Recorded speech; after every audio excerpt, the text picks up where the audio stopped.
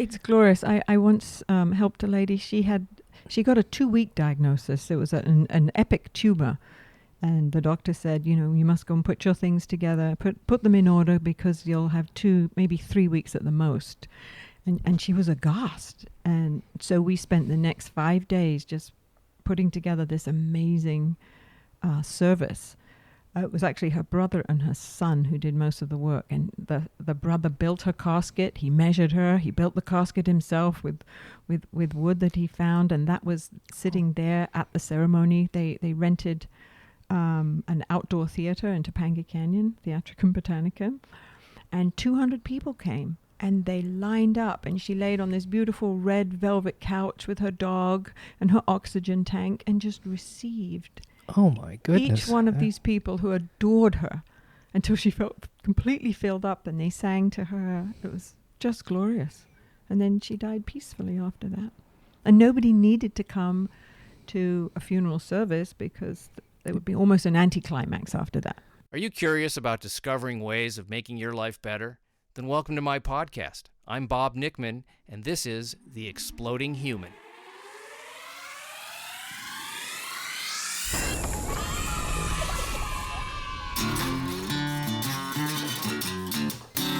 Listen in while I talk with all kinds of people in the fields of personal growth, health and healing, alternative therapies, psychology, spirituality, environment, and the future.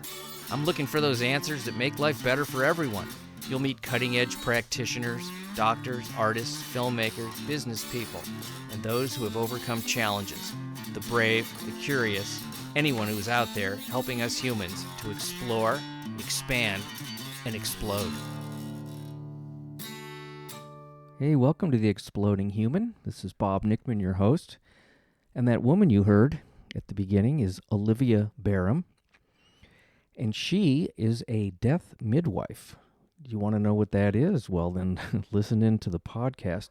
It's a very interesting thing that I did not know anything about. There's a whole movement for home funerals, living funerals, a way of dealing with death that we've gotten away from over the years that Olivia is trying to bring back into the world. And it's quite beautiful and spiritual, the things that she is trying to do. And we talk about all kinds of things about how we used to view death and how it's viewed now in the funeral industry and the spiritual healing that goes on with the type of funerals that she does. And I just got a lot out of this interview. It was a big learning experience for me and very eye-opening. So please listen in. This is Olivia Bareham. So great to meet you and be in your home at Sacred Crossings, which is it is your home here, but it's also a funeral home in some way. Well, Sacred Crossings is now a fully licensed funeral home. And many of the alternative funeral homes they don't have a brick and mortar place anymore. We share a crematory. A lot of different funeral homes share the crematory, and in our case, home funerals is our specialty. That's our signature service. So the client's home will actually become the funeral home, if you will. That sounds much more relaxing and intimate and beautiful than it would be to go to a brick and mortar kind of funeral home, which we've all been to those. Exactly. That's pretty much why we do it. The person who dies, if they die at home, they may just as well remain there for the next 3-4 days until the burial or cremation service. And family and friends, they're already there. They can come and visit, sit vigil for as long as they need. They get all the time they need. They can do all of their cultural or religious rituals. And then it's a very gentle pickup and taking to the crematory or the cemetery.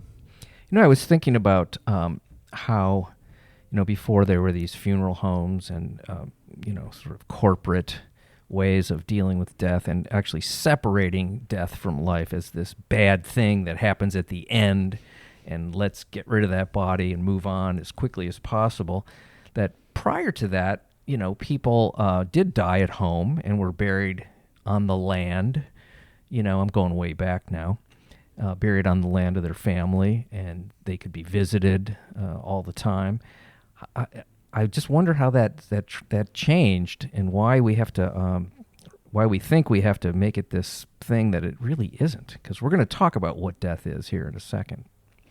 Well, there is a history to that. Death, yes, back then was very much a part of the natural progression of life. And it all started during the Civil War, when soldiers would die on the battlefield and they'd need to get home. So units of the army were trained in preserving the body. And that's when embalming started with, solutions such as formaldehyde, so that the family could view the body. And then after the war, these units, that's what they knew how to do. So I think it just very subtly happened that they would knock on people's doors and say, let us take care of your dead for you. This is not something that you need to worry about anymore. We'll take it and we'll create the funeral parlor. So the room that used to be in the home, called the parlor, where the body would be laid out, and that's where it would stay for 2 or 3 days before the burial, that became the funeral parlor. And then we got the living room. And they actually declared in Ladies' Home Journals that we are pleased to announce that from henceforth, the room in the home will be called the living room. It's no longer a place for the dead.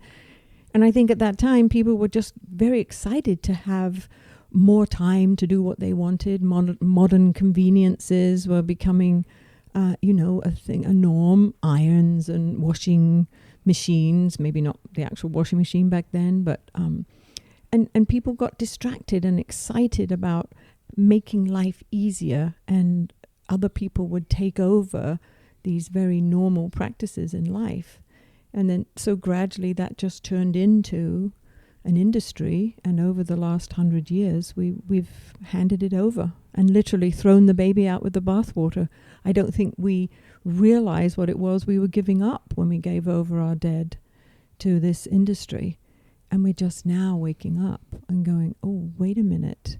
This death piece, could be actually critical in part of my spiritual development or my understanding of what life is. And so we, the home funeral movement, and now more bodies of people who are studying what it is to die, are opening this conversation up, and we're trying to bring it back into your conversation, into your life, and into your home in terms of a home funeral.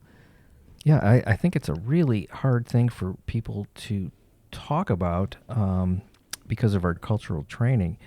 And I'm so happy to see that people are bringing it to a place where it can be talked about openly, and not only openly, but from a spiritual sense. When you are asked to come to someone's home, let's say, and there's somebody who's dying, what is the first thing that you do, and how do you approach that? Depends on what part of the process they invite me in. It could be that somebody has just received the notification that they have 4th stage cancer, and they've immediately decided that they don't want to do the treatment. They want to come home, put themselves on hospice, and just let nature take its course. There's that person. Mm-hmm. So there could be 2 or 3 months there where I might visit maybe once every couple of weeks to begin with, and then later on it becomes once a week. And during that time between the moment they get that information until the time they die, there's a lot to put in place.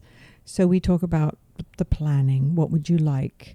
Let's make a death plan, and then the plan for the funeral, perhaps a living funeral.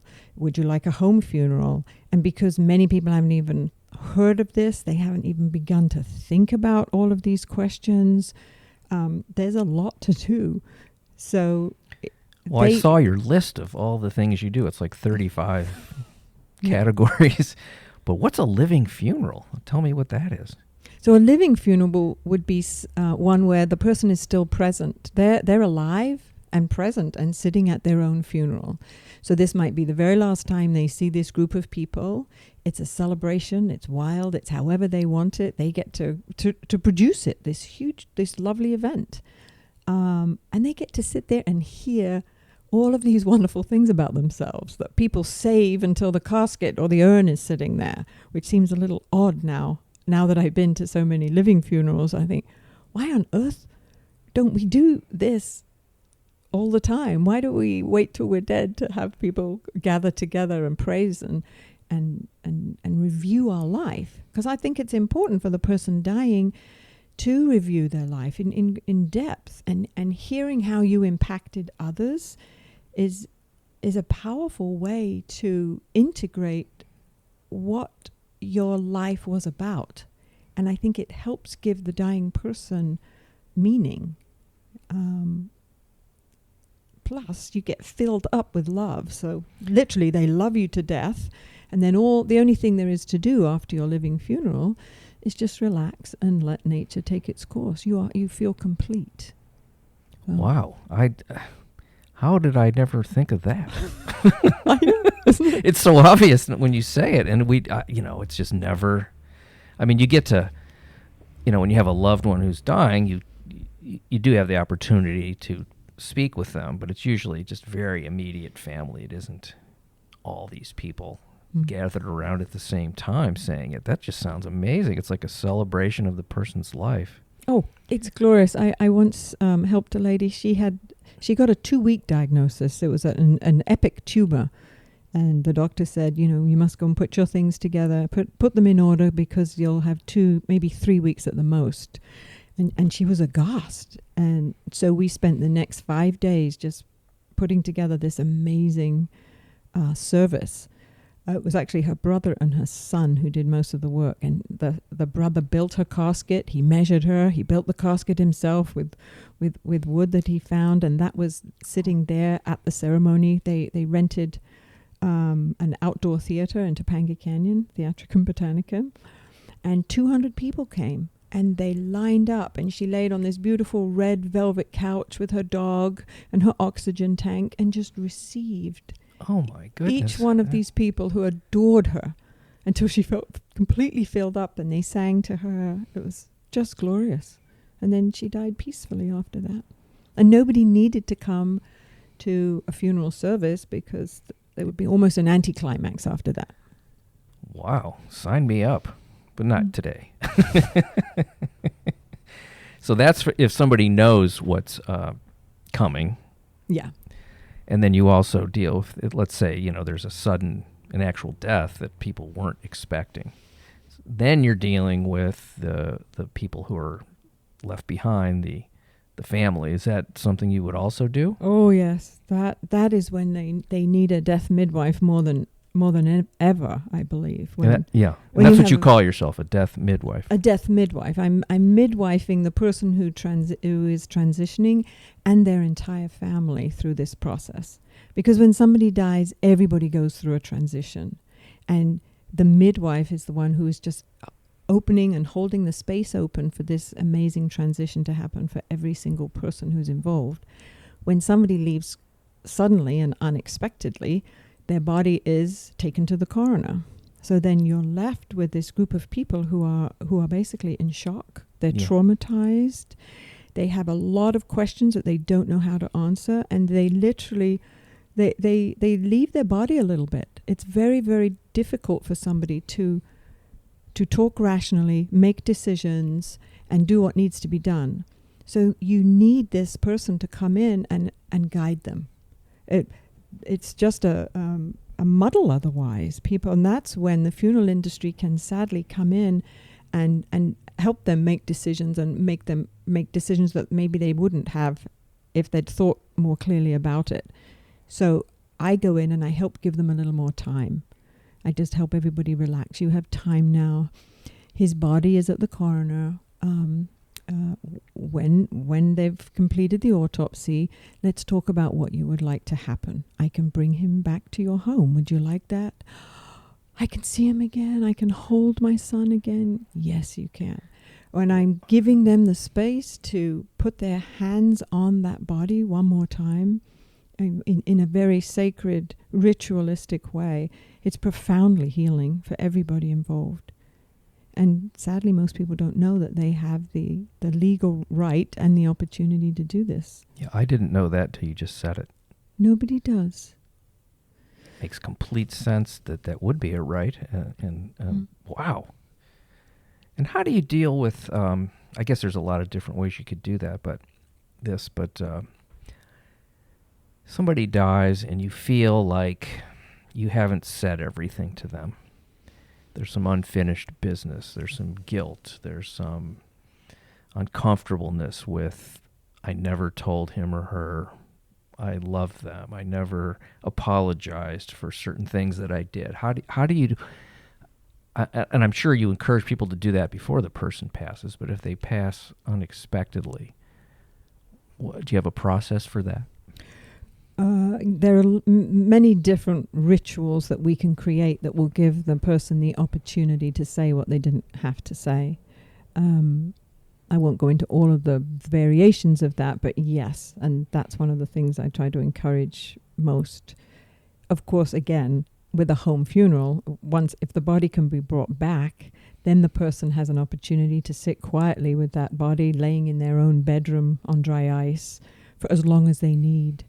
Or they might get to write letters, which are then read either at the funeral service, which takes place right in the home. Perhaps the letters are placed inside the casket with them. They have as long as they possibly need to unfold everything that they didn't get to share with the person when they were here. I love what you're doing. It's just so, healing, I guess would be the word, and a thinking of how we look at death. I just think it's amazing because what I've discovered, as I've gotten older, I've obviously lost more people along the way, and the veil between where we are right now and the other side seems almost non-existent to me. It's thin. Mm-hmm. It's as thin as you can get. Mm-hmm. And what it came down to me for these things is love. That's the only thing that there was left to say when you know somebody is leaving. I love you. That's it. I didn't have anything else with my parents or some of my close friends that have passed. I just kept saying that over and over again, and it didn't seem like there was anything left to talk about. You're absolutely right. Because that's all that's left in the room when somebody is diminished to that point that they're taking their last breath. They're feeling all that's present is love. I call that the breath of eternity is the actual essence of love that's permeating this space at the deathbed. That's why I never find anything sad or mournful about death. It's a profound opportunity to drop into what it means to be human and what it means to have nothing but love and gratitude, which I think are very, very close. So you're right. It's I love you, thank you, I love you, thank you, I love you. Yeah. And if you're taking your last breath, imagining if that's all you're hearing, it creates a waveform, a literal wave that the person will ride out on. And we actually sing songs that carry that vibration of love and gratitude. Oh, I'm just so touched by that. I really, sometimes I've had these moments where I feel like I haven't cried enough at the passing of my parents, who both passed in the last 4 years. And part of me is like, there's a little, like, this should idea, like I should be weeping and wailing and it's my parents and and I haven't had that. I've had more of, they had a nice long life and they were struggling physically, and it's not sad to me.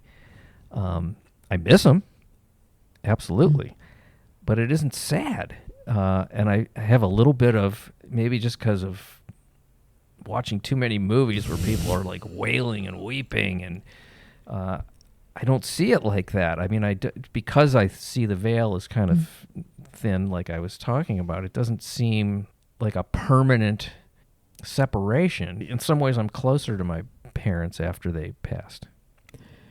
I'm happy to hear you say that, because that's exactly how I feel too. That and we've bought into a collective belief that we're supposed to grieve, and that involves feeling deep, profound loss and sorrow. And it's not my experience either. And I noticed when both my parents transitioned that there was a very, very intense time. With both of them, it lasted about maybe 3 minutes, literally, where I felt the agony of loss, of knowing that I would never, ever hear that voice again. And it hit me so strong. But as I really felt it, and I felt my knees buckled both times when I wanted to actually collapse into it. And I almost dropped to the floor, and then something happened, and it just moved through me. And when I came out of the other side of that, there was the only thing that was left again was profound love and gratitude. And since that moment, I realized when I lean towards that, that loss, it's almost a selfish longing. It's for me. It's that I want something back. And then I just listen to myself, and I'm like, is this where you really want to go? Poor me. I'm not going to hear my mother's voice again.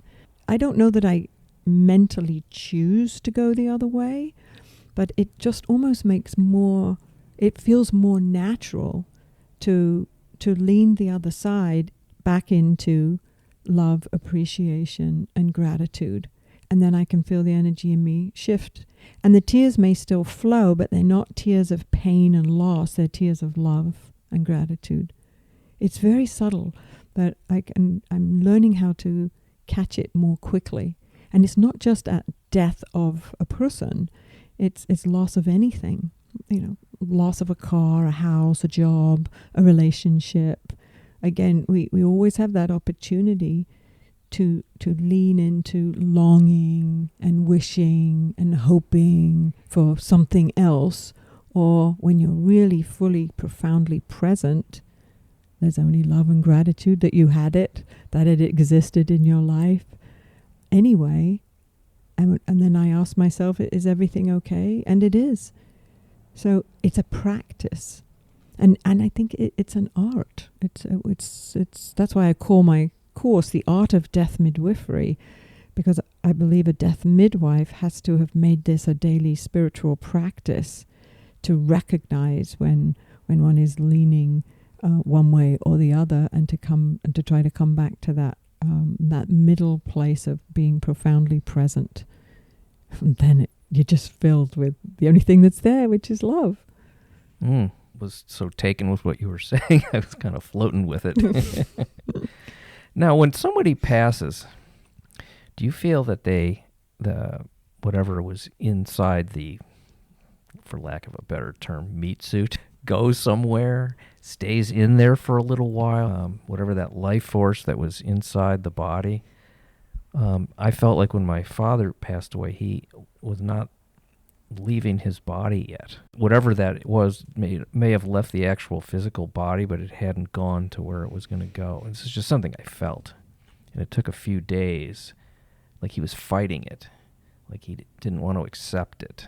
It's interesting to hear you say that he wasn't fully accepting, or that he was fighting it. And what if it just takes that long and it's not a poof and you're gone? And I don't think it is. Not for a lot of people. For some, for sure. Whether that's because they have worked on this and they've meditated on it and they are completely ready. But I think for most, it's a process. It takes a few days. We've got to get used to our new form. And if you can imagine what it's like being in this body where we don't know any different, and then suddenly you're not in the body, that takes a while. And in many of the ancient texts, they share how it takes 3 days. Christ was in the tomb for 3 days. The Buddhists, they don't want you to actually touch the body in any form for 3 days. So, and in other traditions, there are very specific prayers that they read for 3 days. And in my experience now, having seen many, many, many dead and been present to their body for 3 full days, I do tangibly see and feel something is still happening. And I've come to see it as the light body, or the luminous body, which I think is not, it's attached to the physical body, but it isn't the physical body. That is the piece that contains our consciousness, that mysterious other that is not the physical. And when the physical body takes its last breath and the heart stops beating, then that luminous light body needs to separate. And if you imagine, if it's inextricably entwined in every single one of these trillions of cells, that might take a little while. And the Buddhists say that there's internal breathing and there's external breathing. The external breathing stops when the heart stops beating, but the internal breathing of the subtle light body just continues, and it continues until the being is ready to fully separate and move on to that next place. So when we keep the body at home for 3 more days, and it's anointed and blessed, and people are staying close to it and praying over it and loving it literally to death, because according to the Buddhists, it's not quite dead until the light body has stopped breathing. Mm-hmm. Then by the 3rd day, you can see the difference. It's gone. Now on the 3rd day, it's just a shell. And everyone who's present there, they want now to take it to the grave or the crematory. You can see it's done. It's finished. They're finished. The one who's leaving's finished. And now it's dead. And I just feel like we all need to be given 3 more days. I think it would. Like that's about the amount of time that That's what you said. Had that experience. Mm-hmm. And that's when he was ready. Yeah, because I had talked to him about dying, quite a bit. He was old, 95, so and was not physically well, and we talked about what that was going to be like. He said to me, "I'm not afraid to die and be dead." He goes, "But I'm afraid of the process." And I go, "Why?" He goes, "I think it's going to hurt." I said, "Well, you're not in pain now. Why would you assume that that's going to happen?" He goes, "I don't know. I just, and the interesting thing it didn't hurt. It was a very, it was just a slow kind of floating away over a period of days. He got what he wanted at the end there, which was no pain. I mean, obviously there are people that die in pain, so have physical pain. Yes, but you're right. It's not the dying that causes pain. It's the disease that causes the pain. So depending on what your disease is, yeah. And fortunately, your father wasn't suffering from a disease that created pain, so his was beautiful. Yeah. I think that people are also afraid of the mind pain, the panic that they're going to experience when they really grasp that this is the end, and they're saying goodbye to every single thing they know and their identity. And that is the most terrifying thing, not the actual physical body dying. Yeah, I always wonder about that part of it. Like, where is that? When does the acceptance come? I mean, it must be tough, really difficult for people that can't accept it at all until it when it happens. But knowing that that's coming and fighting the inevitable, this thing that's so much bigger than us, you must help people with that, just the acceptance of what's coming. Well, that to me is suffering. Pain is just pain. That is suffering. It's the resistance to what is creates the suffering. And mental suffering can be far, far worse than enduring something on the physical plane. So yes, that is something that I like to address as soon as possible, so that we can have very open, honest conversations, because that's the best way to get to that final acceptance. Yeah. And most family members, they stay off of that because they don't want to upset the person or talk about the D word, because that's just too much for them. They haven't begun to think of their own mortality, let alone losing this person that they've loved so much. So yeah, those conversations are the most important, and I have to be very bold. I don't hold back on calling it like it is. Yeah, your body's dying. You know? What's your understanding of what's going to happen as this progresses, and let them tell you, because the family member wouldn't want to ask that or know the answer. So they sort of stay in this no man's land of quiet paralysis and panic, which is the saddest thing. Wow. I guess what I'm thinking about is the times when I was a child and, grandparents passed away, and I saw adults not accepting, and they were so distraught. And I remember thinking, like, why? Nothing happened really. That's doesn't happen to everyone. Mm-mm. It's like you're not being cheated out of something that other humans get that you don't. I mean, maybe obviously if it's somebody young, it's a little more difficult because you feel that they haven't had a longer life and a fully realized life, but that may be for a reason that we don't know either. Well, that's true, but still, at the time, there's nothing worse, nothing more painful than a mother to lose a child at all. So that is a different animal, if you will, and that takes a very specialized and a tenderness that is beyond the norm. But you're right. When most people die, it's after either a long illness or a long life. It's expected. It's just what happens. How did you get interested in this field? It's a brave endeavor, in my opinion. It's really the untraveled road for most people. It's an unexplored territory. Well, I think, to be honest, that was the impetus is for my own growth and development and understanding and curiosity. When I look back, I can put things together and go, oh, yes, that makes sense why I ended up here. But when I was in my 20s is when I started my education as a hands-on healer.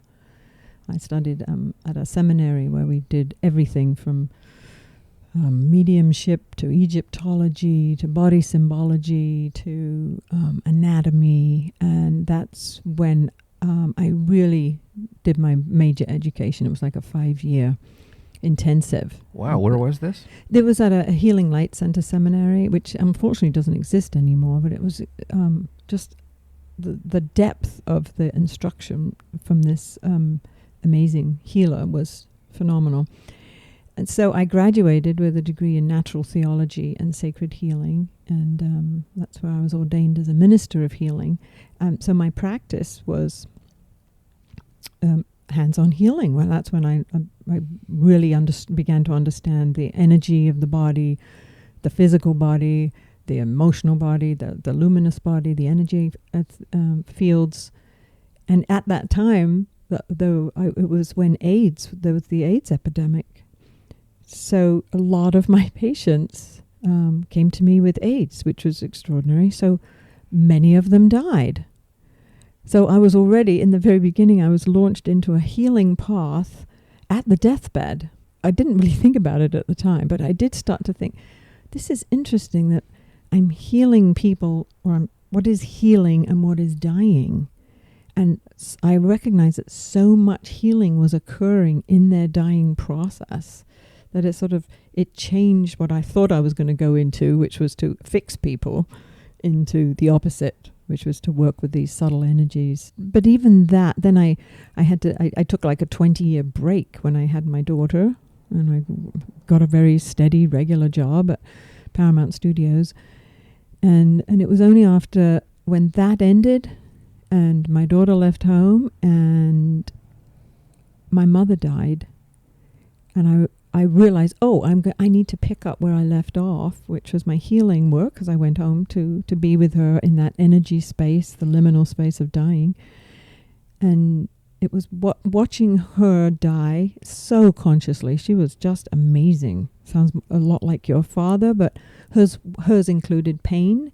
But the way she separated her pain from her suffering was my first lesson in pain doesn't have to mean suffering. She wasn't suffering. She was in pain, but she was never suffering. Never. Not for a minute. She was so clear and so present and so alive, literally to the last hours of her life. So that was a big aha for me. And also naively, I thought that that's what most people experienced. But it was after that, when she took her last breath, and the hospice nurse came, she arrived. She had missed the actual last breath, but then she asked me if I'd like to participate in preparing Mum's body. And it was that I went, oh, yes, please, can I? How do you do this? I felt like she was taking me further and deeper into this unknown cave that even I hadn't even imagined was a possibility, because doesn't someone else come in now and handle all that?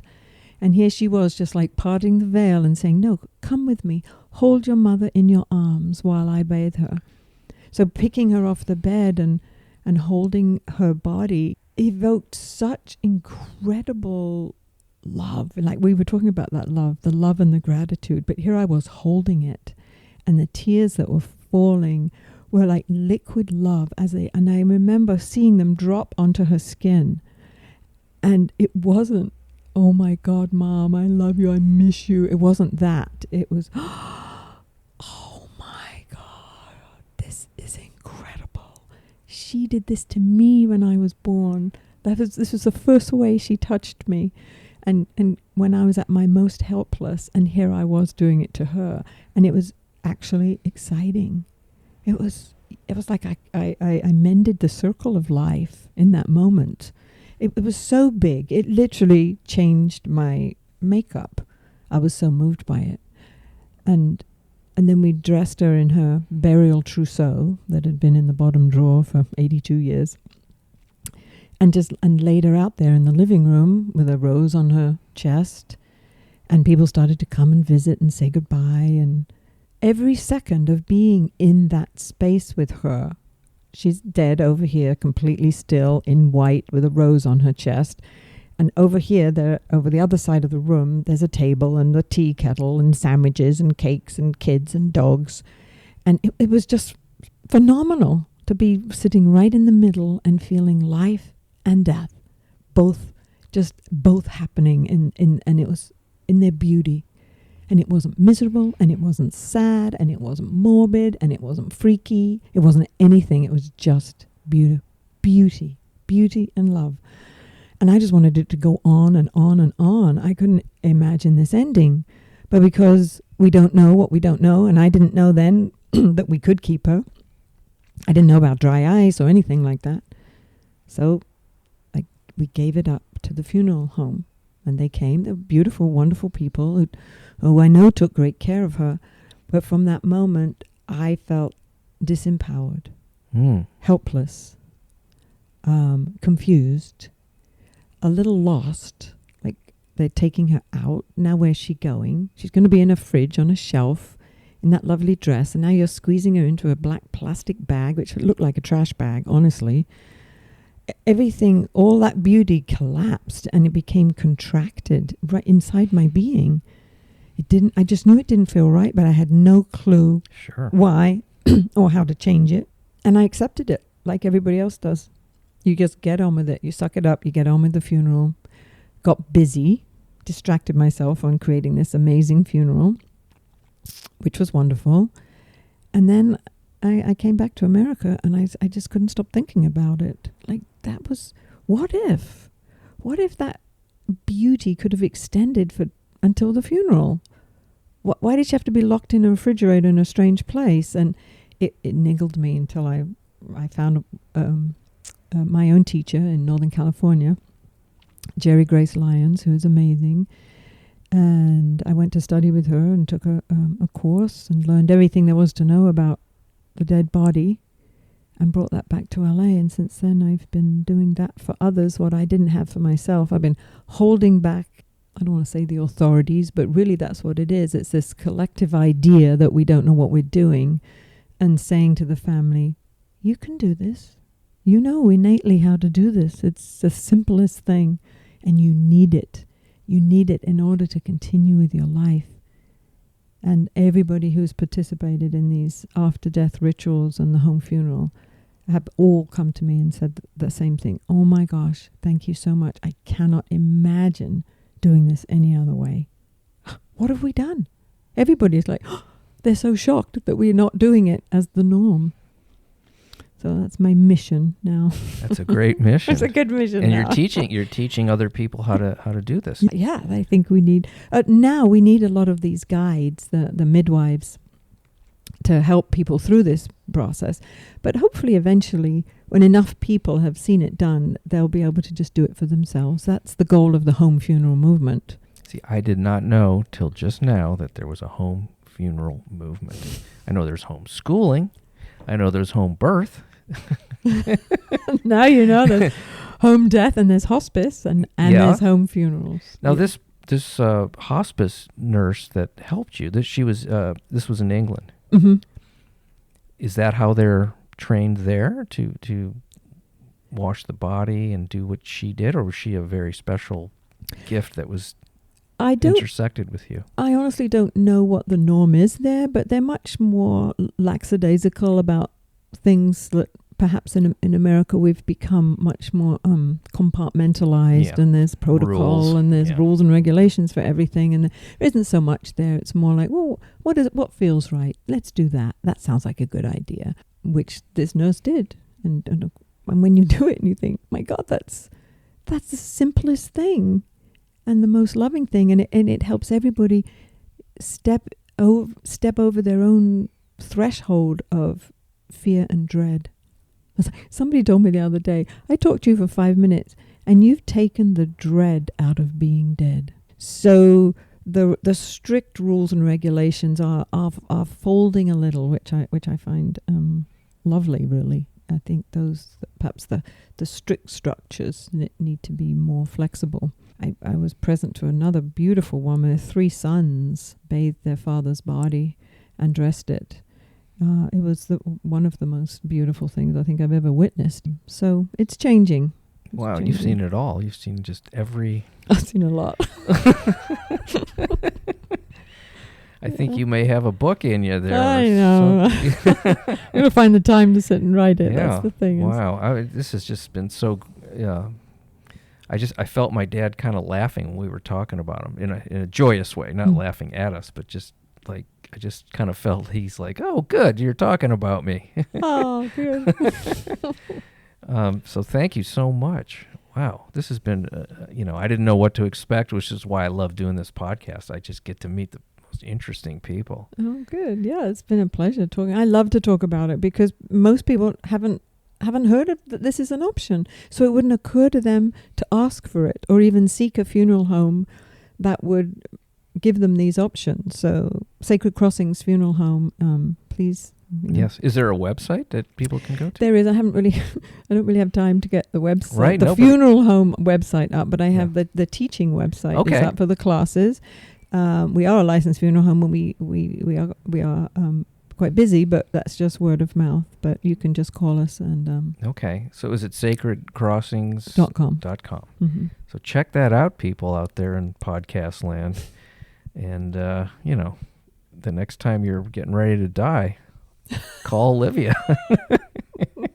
It's good to end on a laugh, right? Yeah, you got to laugh about it. Right. Yeah, really. Well, thank you so much. I hope we get to speak again. Yeah, that would be wonderful. Thank you. Bye. Okay, bye.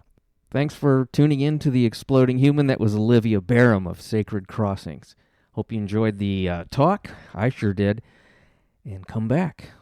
Thanks for listening in. Bye.